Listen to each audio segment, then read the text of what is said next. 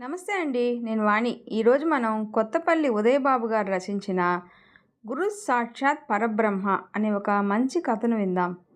దైవ దర్శనం పూర్తి కాగానే మెట్లు దిగబోతూ నా వెంట తెచ్చుకున్న క్యాష్ బ్యాగ్‌లో నుంచి చిల్లర నాణేలు తీసి ఒక్కొక్క మెట్టు మీద కూర్చొని భక్తులు వేసే నాణేల కోసం చేయి చాపి అడుక్కుంటున్న ముష్టివాళ్లకు చేతికొచ్చిన నాణేల్ని విసురుతూ ఒక్కొక్క మెట్టు దిగి ఆఖరి మెట్టు దగ్గరకు వచ్చాను.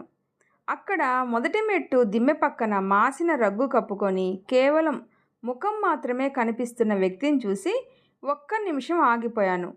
ఆ వ్యక్తికి 22 సంవత్సరాలుంటాయి. దుమ్ము కొట్టుకుపోయిన రింగుల జుట్టు, మాసిపోయిన పిల్లిగడ్డం, ఎండలో శ్రమపడినట్టుగా బాగా నల్లబడి కమిలిన చర్మం, నున్నని మీసకట్టు. అతను కోటేరు ముక్కు. కళ్ళు మూసుకొని ఉన్నాడు. మగవాడి మగసిరిని ప్రదర్శించే అలాంటి ముక్కు అంటే నాకు చాలా ఇష్టం. నాణెం వేసి ముందుకెళ్ళబోయాను. అది రగ్గు మీద నుంచి జారిపోయింది. చేతిలో ఉన్న ఆఖరి 4 నాణేలు వేసేశాను. అన్నీ జారిపోయాయి. కానీ అతను కళ్ళు తెరవలేదు. రెండో మెట్టు మీద ఉన్న ఆమెను అడిగాను, ఎవరమ్మా అతను? మీవాడు కాదా? కాదు బాబు, మా వోళ్ళైతే మెట్టు మీదే కూకుంటారు. ఎవడో ఏమో, మేము డ్యూటీలోకి వచ్చేపాలికే అక్కడ ముసుగెట్టుకొని పడుకొని ఉన్నాడు అని చెప్పి తన డ్యూటీలో పడిపోయింది. నేను ఒక్కసారి వెనక్కి తిరిగి అతని ముందు మోకాళ్ళ మీద కూర్చొని రగ్గు విడదీశాను. అతని ఒంటి నిండా దెబ్బలు. ఎవరో కొట్టి పడేసి ఎవరికీ అనుమానం రాకుండా రగ్గు కప్పేసి వెళ్ళిపోయారు. నేను అతన్ని మరొకసారి పరిశీలనగా చూశాను. చూసిన కొద్దీ నా న్యూరాన్స్లో దాగిన అతని రూపం గుర్తుకు వచ్చింది. అతను రాజు. 7 ఏళ్ల క్రితం నా దగ్గర చదివిన విద్యార్థి. వెంటనే యాక్టివ్ అయ్యాను. వెంటనే ఆటో పిలిచి ఆటో డ్రైవర్ సాయంతో దగ్గరలో ఉన్న ప్రైవేట్ నర్సింగ్ హోంలో చేర్పించాను. నర్సులు అరగంటలో అతన్ని శుభ్రపరిచి 2-3 గాయాలకు కట్లు కట్టి కముగు దెబ్బలకు మందు రాసి ఇంజెక్షన్ వేసి పడుకోబెట్టారు. డాక్టర్ రాజును పరీక్షించి ఏమీ ప్రమాదం లేదని, విశ్రాంతి అవసరమని చెప్పి వెళ్ళారు. రాజు ప్రశాంతమైన నిద్రలో ఉన్నాడు. నేను గది బయటికి వచ్చి గబగబా శాస్త్రి గారికి ఫోన్ చేశాను. శాస్త్రి గారు మా పాఠశాలలో చిత్రలేఖనం ఉపాధ్యాయుడిగా చేస్తున్నారు. 6వ తరగతి నుంచి 10వ తరగతి వరకు అందరి విద్యార్థులకు ఆయనే చిత్రలేఖన మాస్టర్ కావడంతో అందరికీ ఆయనంటే ఇష్టం. మా పాఠశాలలో ఎక్కువ మంది పిల్లలు ఆయన ఉండే ప్రాంతం నుంచి వచ్చి చదువుకోవడంతో ఆయా పిల్లల తల్లిదండ్రులతో కూడా ఆయనకు బాగా పరిచయం. అలాంటి వాళ్ళల్లో రాజు తల్లిదండ్రులు కూడా.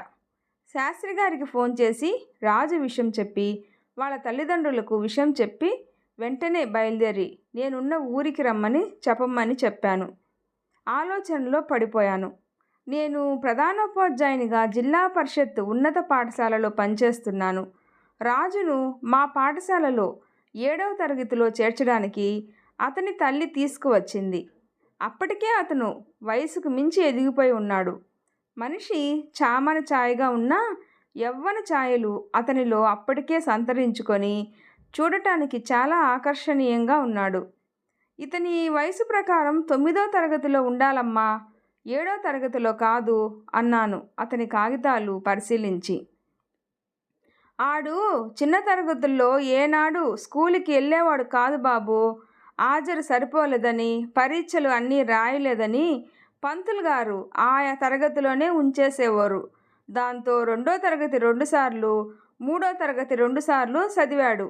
ఇప్పుడు ఏకంగా 9లో వేసేయండి అంది తేలికగా. ఆమె అమాయకత్వానికి నవ్వాను. అలా కుదరదమ్మా. ఇప్పుడైనా స్కూల్కి సరిగ్గా వస్తాడా?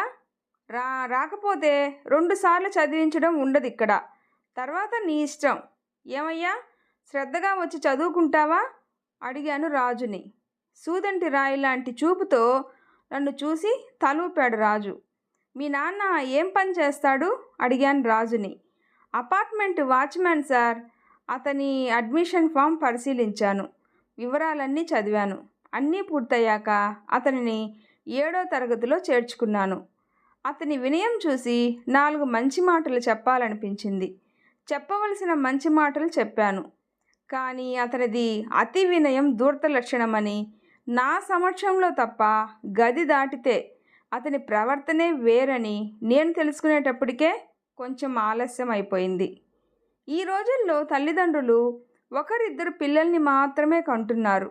వారిని ఉన్నంతలో తమకంటే గొప్పవారిగా చేయాలి అనే ప్రయత్నంలో తల్లిదండ్రులిద్దరూ వారిని గారాబంగా పెంచుకుంటూ, అడిగినది లేదనకుండా ఇచ్చుకుంటూ, అందుకు అవసరమైన సంపాదన కోసం ఇద్దరూ కష్టపడుతున్నారు.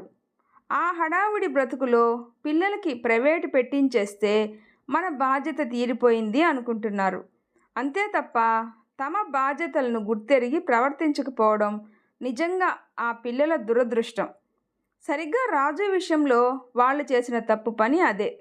రోజు చిరుతిండికి 10 రూపాయలు తక్కువ కాకుండా ఇవ్వడం, తమ ఉనికిని వాడికి తెలియచేసేందుకు మామూలు సెల్ కొనివ్వడం, వాడిని సెలవు రోజుల్లో స్నేహితులతో కేటరింగ్కి పంపడం, అలా వాడికి చిన్నప్పుడే సంపాదన అలవాటు చేయడం.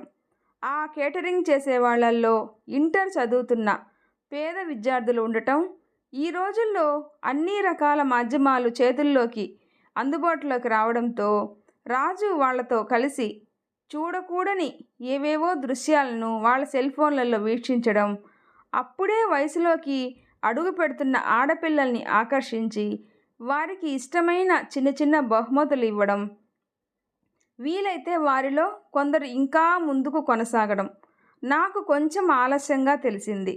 రాజు పాఠశాలలో చేరిన 3 నెలల తర్వాత వాళ్ళ తరగతి మాస్టారు నాకు రాజు గురించి ఫిర్యాదు చేశారు. మధ్యాహ్నం మొదటి పీరియడ్ అనంతరం అతను తరగతి గది నుంచి పరారవుతున్నాడని, అతను వెళ్ళిన 10 నిమిషాలకు మరో 2 ఆడపిల్లలు కడుపు నొప్పిగా ఉందని ఇంటికి వెళ్ళాలని, అలా రోజు ఏదో ఒక వంకతో పరారవుతున్నారని చెప్పారు. పాఠశాల వదిలిన అనంతరం అందరూ వెళ్ళిపోయాక వచ్చి తన పుస్తకాల సంచి రాజు తీసుకువెళ్ళడమో లేదా స్నేహితులతో తెప్పించుకోవడమో జరుగుతుందట. తరగతిలో అందరికంటే పొడవుగా బలిష్టంగా ఉండటంతో రాజు అంటే అందరికీ భయం. రాజు అతనుగా ఏమీ చెయ్యడట, తన ఇంటర్ స్నేహితులతో కొట్టిస్తాడట. ఈ విషయాలన్నీ రాజు తల్లిదండ్రులు వచ్చి ఏడుస్తూ చెప్తే రాజుని పిలిపించాను. రాజు వచ్చి నా ఎదురుగా చేతులు కట్టుకొని నిలబడ్డాడు. ఒక కాలు మీద తన బరువంతా వేసి విలాసంగా, ఏమిటయ్యా, నేను మొదటి రోజు నీకు చెప్పిందేమిటి, నువ్వు చేస్తున్నదేమిటి అని అడిగాను. అతను బ్రుకుటి ముడిచి మరింత అమాయకంగా, నాకేం తెలియదు సార్, నేనే తప్పు చేయలేదు సార్ అన్నాడు. ముదనష్టపు సచ్చినోడా, అయ్యోరు ముందు కూడా అబద్ధాలు ఎందుకురా ఆడతావు? ఈడు ఈడు మొన్న వాళ్ళ అయ్య మీదకి చెయ్యి కూడా ఎత్తాడు సారు కొట్టడానికి. అతని తల్లి బోరుమంది. నాకు చాలా కోపం వచ్చింది. సీట్లోంచి విసురుగా లేచి రాజు చెంప మీద విసురుగా చాచి కొట్టాను. 2 క్షణాల్లో నా 4 వేళ్ళు అతని చెంప మీద వాతలా తేలిపోయాయి. కన్న తండ్రి మీద చేయెత్తుతావా? పుట్టగతులుంటాయా నీకసలు? మీ నాన్ననే కొట్టబోయావంటే మీ అమ్మ మీద ఇంకెన్నిసార్లు? నా మాట పూర్తి కానే లేదు. రాబోతున్న కన్నీళ్లను బలవంతంగా దవడ కండరాలు బిగించి అదుపు చేస్తూ తీక్షణంగా నాకు వివరిస్తున్నట్టుగా కుడి చెయ్యి ఆడిస్తూ నా వైపు చూసి అన్నాడు రాజు. సార్, మా నాన్న సంగతి మీకు తెలీదు. ఇంట్లో బంగారం లాంటి అమ్మ ఉండగా ఇతను ఇంకో దాంతో కూడా బయట ఉంటున్నాడు సార్. అందుకే నేను మా అమ్మ మీద అరిచిన మాట నిజం. ఇక ఈ స్కూల్లో ఆడపిల్లలు మీరు అనుకున్నంత గొప్పోళ్ళు కాదు సార్. నన్ను రెచ్చగొట్టి నువ్వు మగాడివేనా అసలు అని కవ్వించారు సార్. నేను మగాడినే అని రుజువు చేసి చూపించాను సార్. ఇందులో మాత్రం నా తప్పేమీ లేదు. నాలోనూ మా నాన్న రక్తమే ప్రవహిస్తుంది. నేను ఆ ఆడపిల్లల్ని ఇద్దరిని పిలిపించాను. వాళ్ళని అదే మొదటిసారి చూస్తున్నట్టుగా రాజు చూడటం నేను గమనించాను. చిన్నగా ఉన్న ఒక అమ్మాయి వచ్చి నా కాళ్ళ మీద పడిపోయింది. సార్, మాకు తెలియక చేశాం సార్. ఈ అన్నయ్య ఇంటర్ స్నేహితులు మా వీధిలోనే ఉంటారు సార్. కావలిస్తే వాళ్ళని కూడా పిలిపించి అడగండి సార్. కానీ మీరు మా తల్లిదండ్రులకి స్కూల్కి పిలిపిస్తే మమ్మల్ని స్కూల్ మానిపించేస్తారు సార్. ఇక కనీసం 10వ తరగతి కూడా చదివే అవకాశం కూడా మాకు ఉండదు సార్. Please sir, please. ఈ మాటలు జరుగుతున్న సందర్భంలో రెండో అమ్మాయి రాజు కంటి చూపుల భాషతో ఏదో మాట్లాడుకున్నట్టు గమనించాను. నీ సంగతి ఏమిటమ్మా? రెండో అమ్మాయిని గదమాయించాను. నాకేమీ తెలియదు సార్. ఈ అమ్మాయి ఇంటర్వెల్లులో తోడు రావా అక్క అంటే వెళ్ళా, అంతే సార్ అంది పక్క చూపులు చూస్తూ. నిజం చెప్తారా? మీ తల్లిదండ్రుల్ని కూడా పిలిపించినా? గట్టిగా అడిగాను. నా కాళ్ళ దగ్గరున్న అమ్మాయి నేల మీద కూర్చుండిపోయి, సార్ సార్ నేను నిజం చెప్తాను సార్. రాజు అన్నయ్య ఆ అమ్మాయి ప్రేమించుకుంటున్నారు సార్. మొదట్లో రాజు అన్నయ్య నాకు అక్కకి రకరకాల చైన్సు గాజులు కొని బహుమతిగా ఇచ్చేవాడు సార్. తర్వాత నా పుట్టినరోజుకి నెక్లెసు, అక్క పుట్టినరోజుకి డ్రెస్సు కొనిచ్చాడు సార్. తర్వాత అన్నయ్య ఉత్తరం ఇస్తే అక్కకు ఇచ్చేదాన్ని, అక్క ఉత్తరం ఇస్తే అన్నయ్యకి ఇచ్చేదాన్ని, అంతే సార్. ప్లీజ్ సార్, ఇవన్నీ తెలిస్తే మా అమ్మ నాన్న నన్ను కొట్టి చంపేస్తారు సార్ అంటూ వెక్కి వెక్కి ఏడవసాగింది. ఏమ్మా ఇప్పుడు చెప్పు, ఇదంతా నిజమేనా? రెండో అమ్మాయిని రెట్టించాను. ఇవన్నీ స్కూల్ బయట జరిగినవి సార్, స్కూల్లో జరగలేదు. పైగా ఈ అబ్బాయి మా ఇంటికి 2-3 సార్లు కూడా వచ్చాడు. మా అమ్మ నాన్నకి కూడా తెలుసు సార్. అందుకే నాకేమీ తెలీదు అని ఇందాక అలా చెప్పాను అంది ఆ అమ్మాయి నిర్భయంగా. నేను రాజు తల్లిదండ్రులతో అన్నాను. విన్నారుగా అమ్మా, పెద్దవాళ్ళుగా పిల్లలు స్కూలుకు రాకముందు కానీ స్కూల్ నుంచి ఇంటికి వచ్చాక కానీ ఏం చేస్తున్నారు అని మీకు మీరుగా పట్టించుకోకపోవడం వల్ల వచ్చిన అనర్థం ఇదంతా. తరగతి ఉపాధ్యాయులు గమనించారు కాబట్టే ఈ విషయాలు నా దగ్గరకు వచ్చాయి. పిల్లలు చదువుకోవడానికే వస్తున్నారు అని భావించి మేము చదువు చెప్తాం, మధ్య మధ్యలో మంచి విషయాలు చెప్తాం. అవి విని ఆచరించాల్సిన వాళ్ళు పిల్లలు. ఆ అమ్మాయి అన్నట్టు స్కూల్ బయట జరిగే వాటితో మాకు సంబంధం లేదు. ఇక నుంచి మీ పిల్లల్ని ఇంకా శ్రద్ధగా మేము పరిశీలిస్తాం. మీ బాధ్యత మీరు తీసుకోండి అని చెప్పి అందరికీ విడివిడిగా నచ్చచెప్పి పంపేశాను. అయితే వెళ్తూ రాజు నా వైపు చూసిన చూపు ఈ జన్మలో మర్చిపోను. ఎందుకంటే అలా నా ఉపాధ్యాయ సర్వీసులో నన్ను చూసిన విద్యార్థి ఇంతకు ముందెన్నడూ ఎవ్వరూ లేరు. ఆ మరునాడు 9వ తరగతి విద్యార్థిని నేను వేళ్ళు తేలేలా కొట్టినట్టు వార్తాపత్రికలు ప్రచురించాయి. విద్యార్థి సంఘాల నాయకులు, లోకల్ సిటీ కేబుల్ వారు అంతా నా దగ్గరకు వచ్చి సంజాయిషి అడిగారు. మొత్తం తమ కుటుంబం బజార్న పడుతుందని కాబోలు రాజు తల్లిదండ్రులు సరి అయిన సమయానికి వచ్చి తాము శిక్షించమంటేనే ప్రధానోపాధ్యాయులు అతన్ని కొట్టారని, పెద్ద చిన్న లేకుండా తమ కుమారుడే ఆయన్ని అగౌరవంగా మాట్లాడాడు అని మీడియా ముందు రాతపూర్వకంగా చెప్పడంతో చేసేది లేక వెనుదిరిగారు. అయితే ఆ పని రాజు చేయించలేదని, అతన్ని ప్రేమించిన అమ్మాయి అతని ఇంటర్ బ్యాచ్ కుర్రాళ్లను పురిగొల్పి తనను అప్రదిష్ట పాలు చేయడానికే చేసిందని వాళ్ళు 10వ తరగతి పాస్ అయి స్కూల్ నుంచి వెళ్ళిపోయాక తెలిసింది. ఆ రాజు ఆ తర్వాత నన్ను చాలా ఇబ్బంది పెట్టడానికి చూశాడు. నా ఎదురుగా స్కూల్ బయట సిగరెట్ కాల్చుతూ బైక్ మీద స్నేహితులతో కలిసి నాకేసి గర్వంగా చూడటం, తన స్నేహితుల చేత నా మీద అనుచిత వ్యాఖ్యలు చేయించడం, పాఠశాల జరుగుతున్న సమయంలో కావాలని ఎవరో పిల్లవాడిని వాళ్ళ నాన్న తీసుకురమ్మన్నాడని అడగడం, నేను పంపకపోతే ఎందుకు పంపరు అని ఎదిరించడం, నువ్వు అడిగిన పిల్లవాడి తండ్రిని తీసుకువస్తే పంపిస్తాను అని నేను చెప్పడం. చివరకు వాళ్ళ వ్యవహారం భరించలేక నేను పాఠశాల కార్యక్రమాలకు అంతరాయం చేస్తున్నారని వారి పేర్లను పోలీస్ స్టేషన్లో రిపోర్ట్ ఇవ్వడం, వారందరినీ సమయం చూసి పట్టుకొని పోలీసులు అరెస్టు చేయబోతే బ్రతిమలాడటం, పోలీస్ రికార్డుల్లోకి తమ పిల్లల పేర్లు ఎక్కితే వారికి భవిష్యత్తు ఉండదు అన్న వారి తల్లిదండ్రుల విన్నపానికి నేను నా రిపోర్టుని వెనక్కి తీసుకోవడం, పోలీసుల అందరి సమక్షంలో వారి చేత క్షమాపణలు చెప్పించి వదిలిపెట్టడం జరిగింది. ఆ తర్వాత రాజు ప్రేమించిన అమ్మాయి వాళ్ళ నాన్న కూతురి పై చదువుల కోసం విశాఖపట్నం వెళ్ళిపోయారని, అయితే ఆమె రాజుని ఇంట్లో డబ్బు నగలు తీసుకువస్తే మనమిద్దరం ఇంట్లో నుంచి పారిపోయి పెళ్లి చేసుకుందాం అని చెప్పడంతో తల్లిదండ్రులకు తెలియకుండా రాజు ఆమె కోరిన విధంగా అందుబాటులో ఉన్న డబ్బు నగలతో వైజాగ్ వెళ్ళిపోయాడని, అయితే ఆమె తెలివిగా ఆ డబ్బు నగలతో తనకు అక్కడ పరిచయమైన కుర్రాడితో లేచిపోతూ వైజాగ్ వచ్చిన రాజు పీడ తనకు తప్పలేదని, అందుకే ఆత్మహత్య చేసుకుంటున్నానని, తన ఆత్మహత్యకు రాజే కారణమని ఉత్తరం రాసిపెట్టి వెళ్ళిపోవడంతో ఆ పిల్ల తండ్రి ఆ ఉత్తరం ఆధారంగా రాజు మీద పోలీస్ కేసు పెట్టి కోర్టుకి ఈడిస్తే రాజు ఆ వాయిదాల కోసం కోర్టుల చుట్టూ తిరుగుతూ బుద్ధి తెచ్చుకొని మెకానిక్ షెడ్లో పని చేసుకుంటూ బతుకుతున్నాడని శాస్త్రి గారి వల్ల తెలిసింది. ఆ తర్వాత తనకు రాజు కనిపించడం ఇదే మొదటిసారి. నా ఆలోచనలను త్రుంచుతూ సార్ అన్న శాస్త్రి గారి పిలుపు విని ఈ లోకంలోకి వచ్చాను. రాజు తల్లి తండ్రులు నాకు నమస్కరించి బోరున విలపించారు. నేను నాకు తోచినంతలో వాళ్ళకి జరిగింది చెప్పి ధైర్యవచనాలు పలుకుతూ రాజు ఉన్న రూంలోకి నడిచాను. వాళ్ళు నన్ను అనుసరించారు. రాజుని చూస్తూనే శోకండాలు మొదలెట్టింది. వారం రోజుల నుంచి బిడ్డ ఏమైపోయాడా అని ఎతకని చోటు లేదు. అయ్యో అయ్యో నా బిడ్డ ఎలా కొట్టేసినారో, వాళ్ళ చేతులు అరిగిపోను, వాళ్ళు నాశనంగాను.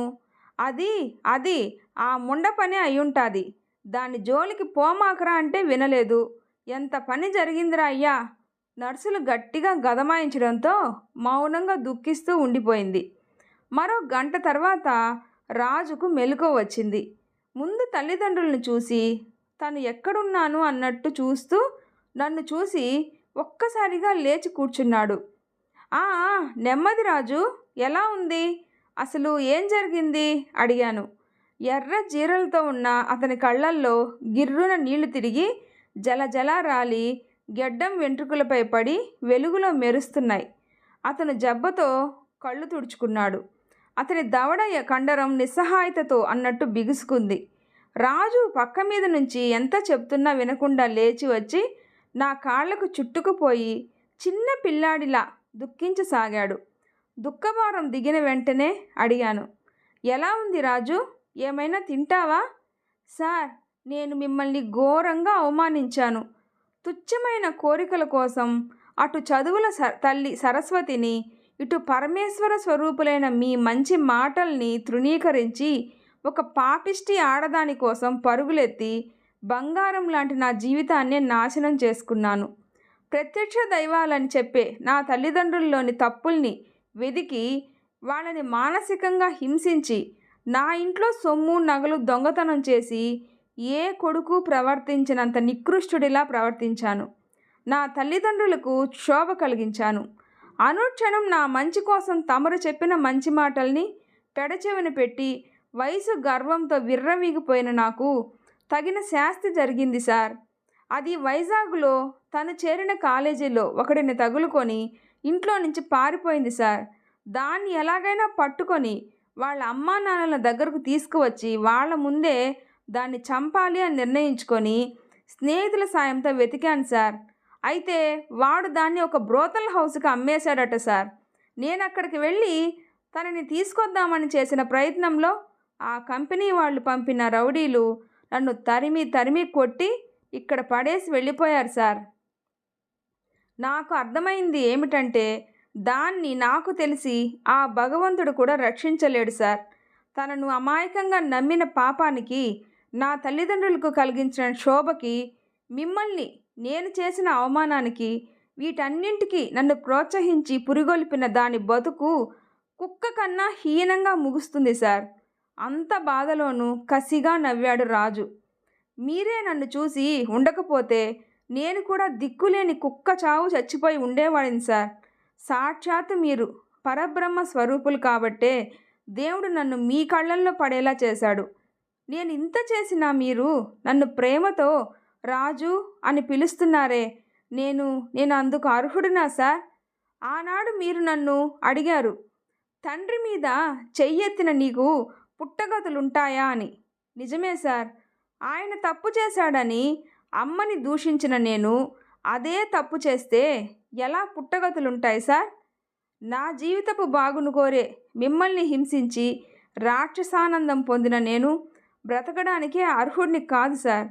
కానీ ఈనాటి నుంచి మీ అడుగుజాడల్లో నడిచి అనుక్షణం నేను చేసిన తప్పులు తలుచుకుంటూ వీలైతే అలా తప్పు చేయబోయిన ప్రతి ఒక్కరికి నా అనుభవాన్ని పాఠంగా చెప్పి నా వల్ల కాకపోతే మీ దగ్గరకు తీసుకువస్తాను సార్.